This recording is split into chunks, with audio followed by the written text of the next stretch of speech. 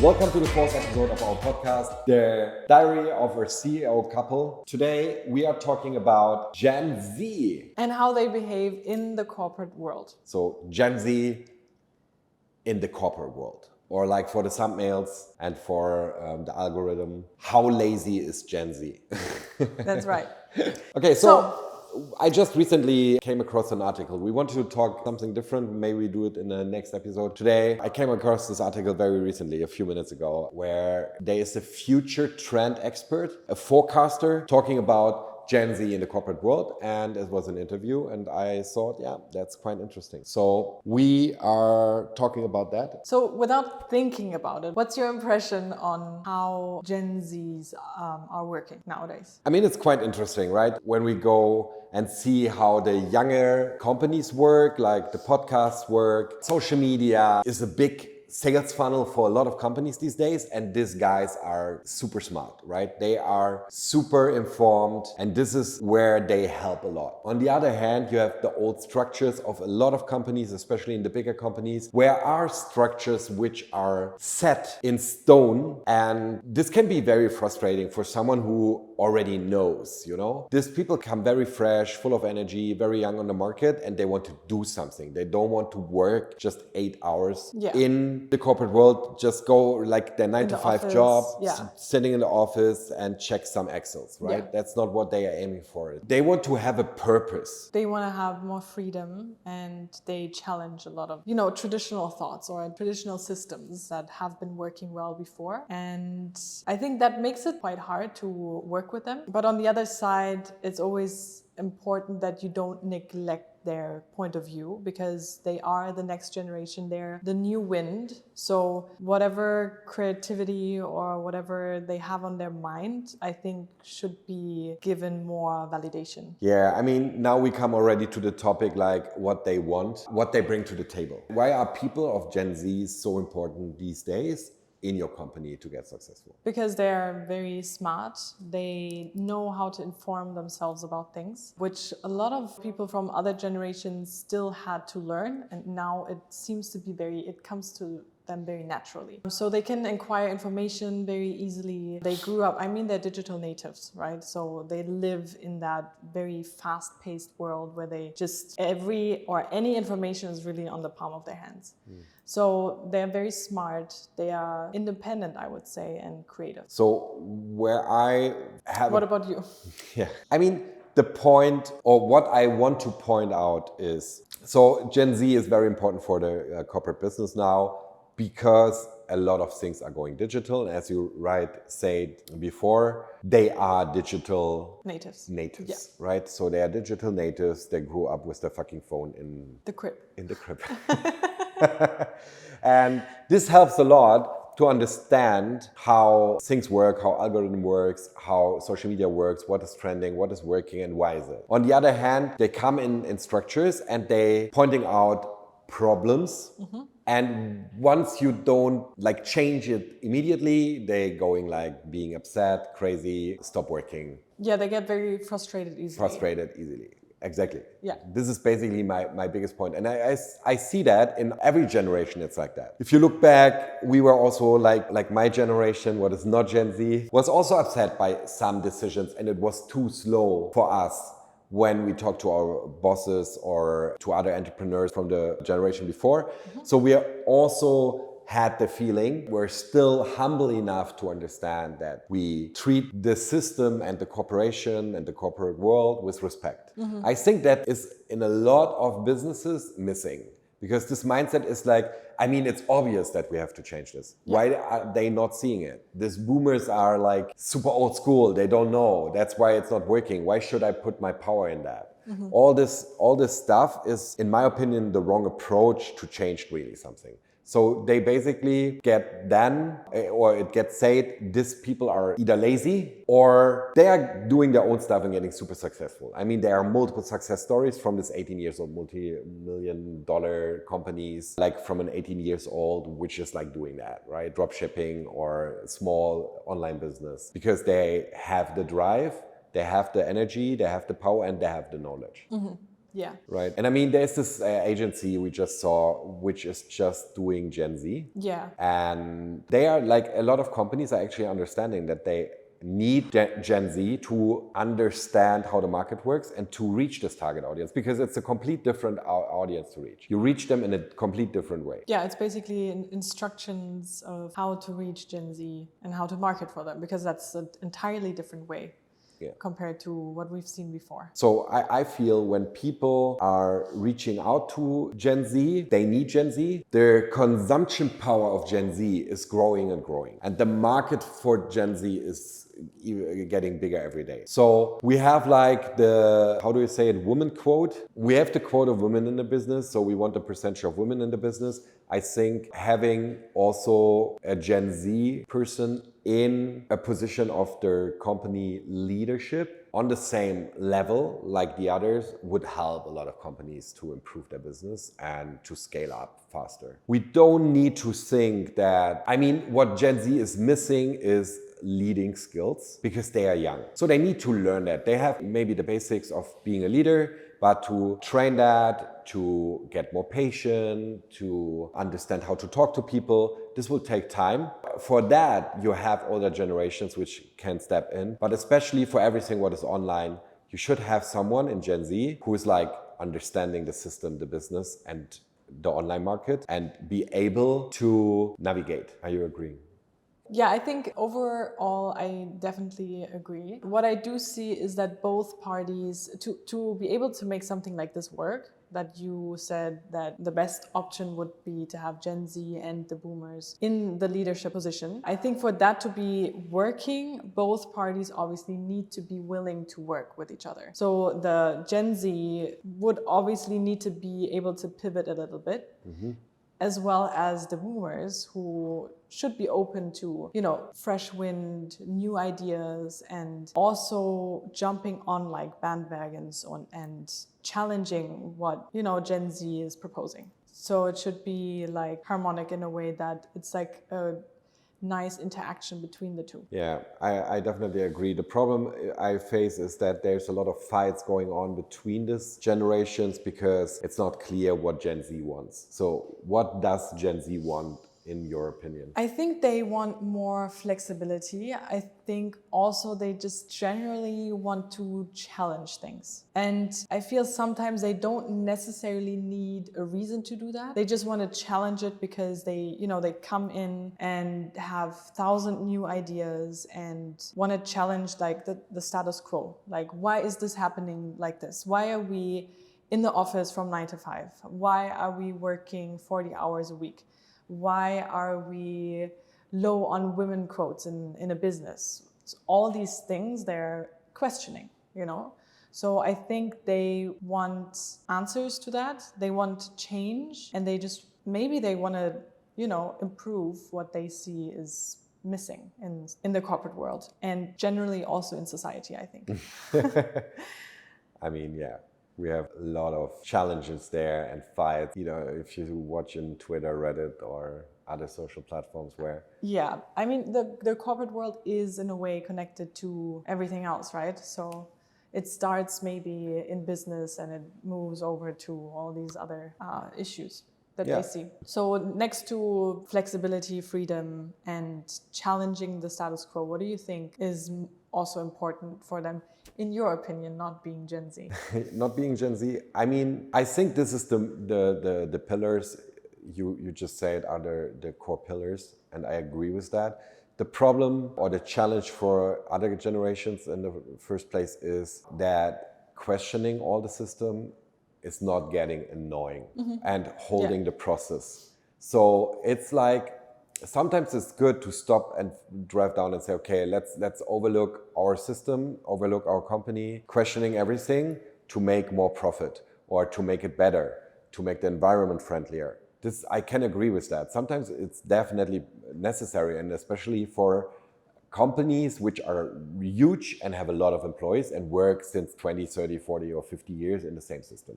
Yeah. But if you always just hang out with questioning without doing actually something, you just annoy everyone in the company who is like maybe in the system a little bit longer. So making small changes, making them maybe also a little bit more slow at some point will help to find the base for more than one generation. Because what I see a lot with Gen Z people is that everyone has to fulfill their needs or they get upset and go away. You know, they just turn Don't up. put the effort in. Yeah, anymore. they don't put the effort in to work something out. They are just going into the next company. This silent quitting, or how you call it, or quiet quitting. Yeah. Yeah, it's a big thing. So people just don't come to work anymore and say, okay, I'm gone. Yeah. Or they show up to work but don't actually work. Yeah, exactly. Yeah. And I feel if we would understand both sides better, and this is, in my opinion, like the biggest task for my generation, to find the bridge between the newer things from Gen Z and the old school things from before my generations, from the people which built the companies, right? Or started companies. So to have like stay tuned with the history and still be open for new things. I recently read an article on LinkedIn about it where someone said that everyone should have someone from generation Y, yeah, from generation Y because they made like something up where someone was like got into a discussion with their client and the boss just replied and like overtook a little bit from the Gen Z guy. And the Gen Z guy just wrote an email to his boss and said, hey, that's not cool. It left me looking very badly in front of the customer. And the boss wrote back, oh yeah, I can see that. I'm very sorry. Will not happen again. I will not answer again in these conversations. It's a long client from us. So I was like stepping in because I know the client very well, but I know I overstepped. And this person was super happy about that and wrote something about LinkedIn because this is something what would never happen with the generation before they say, right? I mean, I think it's a thing Most likely not. It's a personal, there are people which are not like that, right? Yeah. And we don't want to like... No, we are not judging like general things, absolutely not.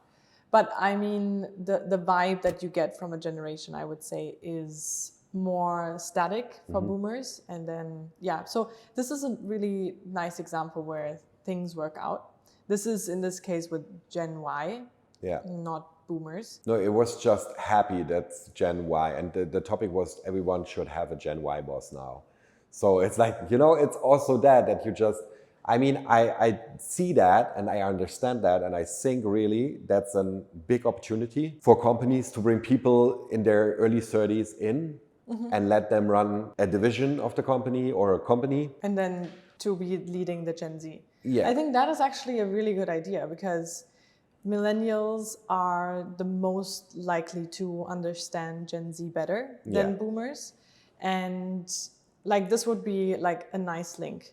One example that is probably a little bit extreme is the taking a mental health day whenever you need it, right? And it should be considered like a sick day where you don't have to come to work because you're feeling that you're mentally not stable enough to take on the day at work. So that is like one thing that happened in Gen Z. When I first read about it, I was like, okay, generally I like the idea of like taking care of your mental health and really prioritizing it, making it a thing. And then like the next thing that I thought, being like CCO of my own company, I thought, okay, this is gonna be hard to combine with like the normal corporate structure that we have. So I think maybe millennials, if something like this is ever gonna like really push through, it's gonna happen with a millennial boss. You know, it's not going to happen with boomers. I don't believe that. No, it's because people like Gen Z, they always say we had to go through so much stuff already, right? And like, and it's true. Yes. Yes, okay, it's true. Let's say it's true. But if you look into the generation of our grandfather and grandmother, they had like war. They had like really bad things as well, yeah, that's right? true. That's true. And if you come to them and tell them, I want a mental health free day, they don't get it. No. I mean, not because and it's understandable. wrong. Yeah, it's understandable, yes. But it's not because it's wrong. So you could also argue here, mental health is not a thing. because we made it through the war, so there's no point of having talking about mental health. On the other part, you have like, yeah, but that's why you're so broken. Sorry, yeah, that's why you're so broken. This is why you're so crazy. This is why you can't say I love you. That's why you are like be with yourself, and so emotionally detached. Yeah, like exactly this point you can always discuss on multiple sides, but you won't find 100% consens on both generations. They are too far apart of like, we have to go through, we had a war, we lost so many family members, we have now to get our country back on track, we have to open our companies, we have to work, we have to provide. This is what you have on this side, and then you have on the other side the Gen Z, which says, I have everything. I'm born with an iPhone. I got everything what is necessary provided. I'm the best informed and smartest generation of humans. Yeah. And I will now explain what I know already, because I consume and I have so much knowledge from the internet. I didn't have to read millions of books, which I have no access to in the past. I can actually just read it up and get my information. That's why I explained to you what you did wrong and why it took you so long to grow your company, or why it took you so long to express your feelings. This is like where these two parts are so far away that I feel, as you say, my generation can actually say, I don't know even, is my generation like something problematic? I mean, I feel free. I feel really okay with my generation. I mean, they're said to be very hardworking millennials, right? I don't think they're in like very strongly in one direction. I think they were just, the connection between boomers. No, but hardworking. I mean, they were structured. They were hardworking. I mean, yeah, the whole mental health thing is really. That was a good example. Yeah, it's a different topic. I believe in Gen Z it has a lot to do with like identity things. When they say mental health, obviously it doesn't have to do with like world wars and losing family members. I mean, we have war now too, right? Yeah. So in Europe there's a lot of people scared about the war. Then we have the Ukraine war. There is a lot going on, definitely. And it does make probably everyone's heart heavy. So with Gen Z, I believe the whole mental health thing is more connected to their identity and how they see themselves. And that, again, is based on, their consumption, right? Because they are so digitally driven.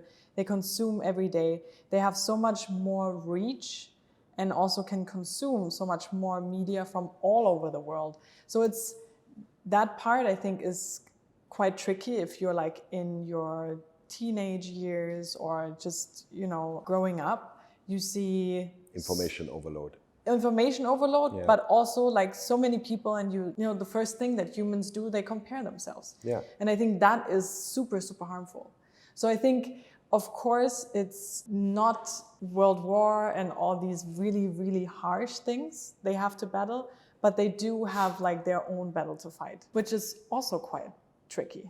Yeah, sure. I mean, there are so many topics you could bring up about that, and I totally agree that every generation has things to work with. But it's just not easy to connect, especially from like boomers' perspective.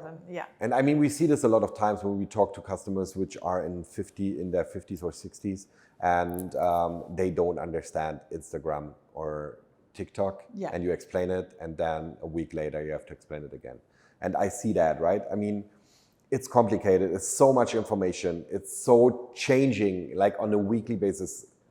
What is trendy? What is not? Yeah, the cycle is fast. Super fast. You need to be upbeat with that. And Gen Z is bringing this on the table. But on the other hand, I feel they should also understand that there are rules in the world, which might be not the best rules in the world, but they are there. And you won't change them by just complaining, or by just quitting, or by just giving the impression you don't care. You are not part of it when it's not like you want it to be. And this generation is very, very important for everything what's coming now, because the change at the moment is so fast. We have ChatGPT, the AI market, which is going crazy.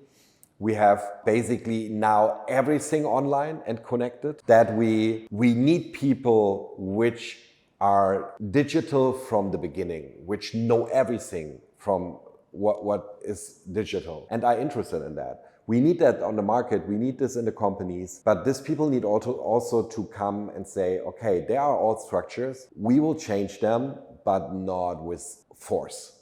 Mm-hmm. So concluding, would you say Gen Z is lazy? That's a good question. Look at these guys, they are like Gen Z, all on on their phone phones. and lazy. On their phones, yeah. Lazy, not so much. No. No, I wouldn't say they are lazy, but Gen Z wants to change something. They want to have purpose in their work.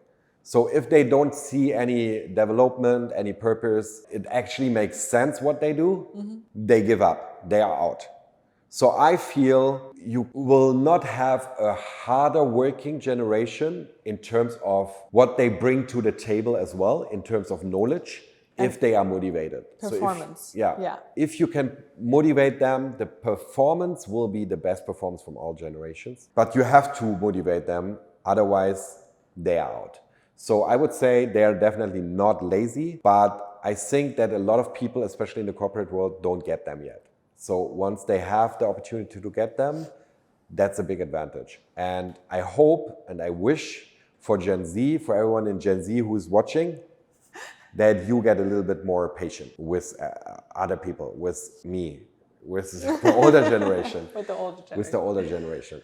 Yeah. What's your conclusion? Yeah, I think so too. I think it's quite beautiful because I have the same mindset in a way. If you work tirelessly on something and you feel like there's really no improvement, there's no performance, there's nothing that makes sense, there's no purpose, then yeah, I definitely share that mindset. I wouldn't want to continue much longer, to be honest. Patience and consistency is in many things key. So that's, yeah, as you said, maybe one thing that they can like take on through their career or professional lives. Yeah, but definitely not lazy. I agree. Okay, so one more question I have. Like when you look into Gen Z today, are you thinking we will still have in like 10 years a 40 hours week and go to the office from 9 to 5, or what do you think will be changed? No, I think Gen Z will push through with that a little bit at least. So I don't think 40 weeks, especially not in the office. So I think location-wise, businesses will be kind of finding an in-between. But we've seen this in many other businesses as well since the pandemic. Like a lot of businesses have felt like they really benefit from like more flexibility in their lives. And that is not only Gen Z. So I think that is one point that, you know, Gen Y and also the boomers are more flexible with. But what they're not flexible with is, you know, the commitment. So they do need to feel still when you're at home that you work. In continuation, I think it's more performance driven. It's not like sit here in the office for 40 hours and then you can go home. I think the mindset is just going to change. And it's already changing, I feel, that it's more like what can you get done and how fast can you do it? And then after that, you know, you're off work. Would you agree to that? So that it's like performance driven? Absolutely agree. Instead of time driven? Yeah, it is. But if you watch into that, you have this 40 hours a week mindset. And it's kind of hard to get this out because even my generation, I'm so into that. So I'm not saying... Into what? The 40 hours a week for employees, you know? Uh-huh. It's not that I see people have to work from 9 to 5. So, I mean, we give a lot of freedom to our employees. So they have to come in sometimes, but they can work from home. And some of them work sometimes in the evening more, some in the morning more. I don't even know most of the things when they are working. Yeah. But I want them to work 40 hours a week, you know? That they have like, because in my mindset, I pay for 40 hours a week. That's, the first yeah, place, the traditional, you know? The traditional, then I come to the point where I say, okay, on the other hand, I don't really care if they can make the work done in 30 hours. What should be my approach here? Wow, they can work 10 hours more. That's just what I thought.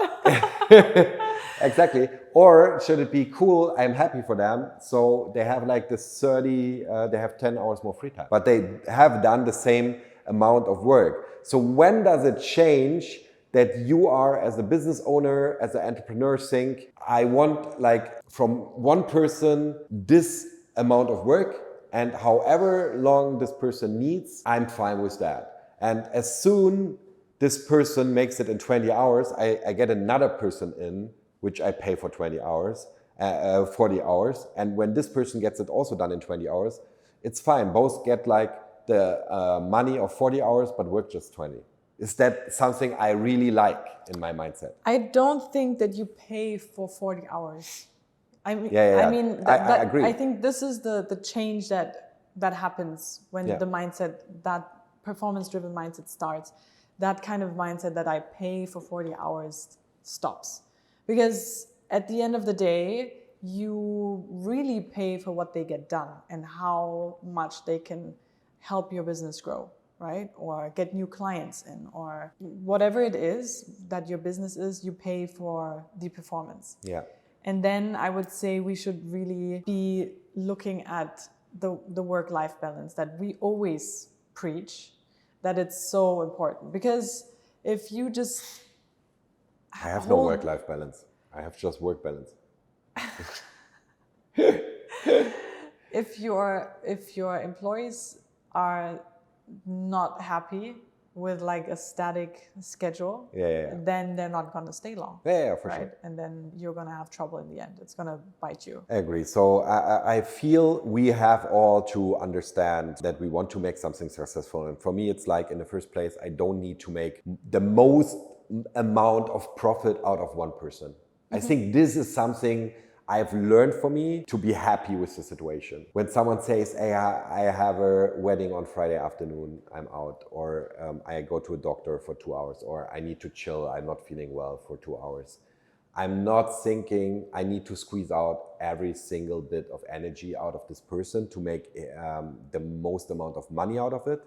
I'm thinking I need to make profit with the company, and as long the team is happy and the company is making profit, that's a system what works fine.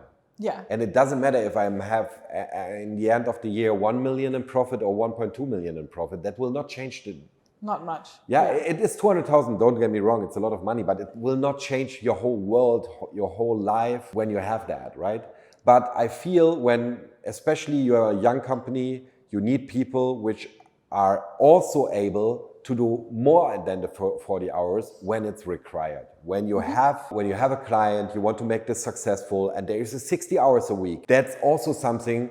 It's not just a one direction street. It's not the flexibility just like to do them good. It's also the flexibility if it's needed, that you really sit your butt down and like work. Yeah? Is that what you're saying? That's exactly what I'm saying. Yeah. It's not a one-way street. Exactly. To be fair for both sides. I mean, like... Then you get also like more understanding from other generations as Gen Z. Yeah. You know? Yeah. When you know I can rely on these guys when I need them full-time, 7 days a week for a week because we have a big project and they are fire, then I'm more than happy to say, hey, next week we all chill and do 20 hours a week. Yeah, and no one cares. Or when someone has something up, or wants to do a longer weekend, or wants to work from Canada for 2 months. Yeah, like this is something I can agree with, and I'm totally fine with that. When on the other hand, if someone is not coming and saying, like it's 6 o'clock, sorry, I'll be to go. out. Yeah. You know, like this, when we bring these two mindsets to each other, and all generations can agree, I think you generate something more. And of course, this is different for a small company or like a middle company, like our company, which is like not a big company with 200,000 people working for us. That's not the thing. For this is like they have still the system of they need to make more and more profit for their shareholders. I think this is a different system where we have to talk about maybe in a different episode, shareholders. And I mean, my generation will take over, and then hopefully they will change their mindset there as well. But for smaller companies, it's more about having a good environment, having fun in this 30, 40 years you're working with like everyone in the company. And at the end of the day, everyone gets enough profit out to have a nice life, right?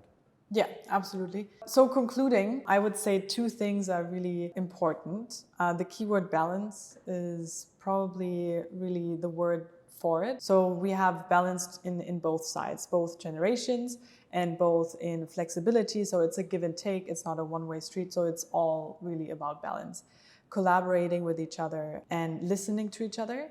And also, I think I do have to pick that up one more time, because the idea of like having millennials in the middle is a really good way to go about it, I feel. So, I mean, you obviously could get someone in and train the company to be able to work with Gen Z. That would also be an idea if you can't really make it work. But otherwise, employees that are millennials and Gen Y, then they can really translate from boomers to Gen Z. All right. So that's the message for all the 60 years old seed father outside. Okay. So you guys make space for me and my generation. So we need to take over the world. That's not what we're saying, though. No. Just joking at the end. But yeah, I mean, I'm quite happy. We are working only with Gen Z people, or like not only, we have, John is not, yeah, but like with a lot of Gen Z people, and we try to make them happy. Maybe we invite one of our Gen Z people next time in our podcast. That would be fun. That would be fun, right? So and then maybe they can bring us closer to their perspectives. Yeah, and so maybe you can bring us there. Let's do another episode about Gen Z and like interview one of them to get more perspective. Absolutely. Okay. Thanks so much for listening. See you in the next episode. Bye-bye. Bye-bye.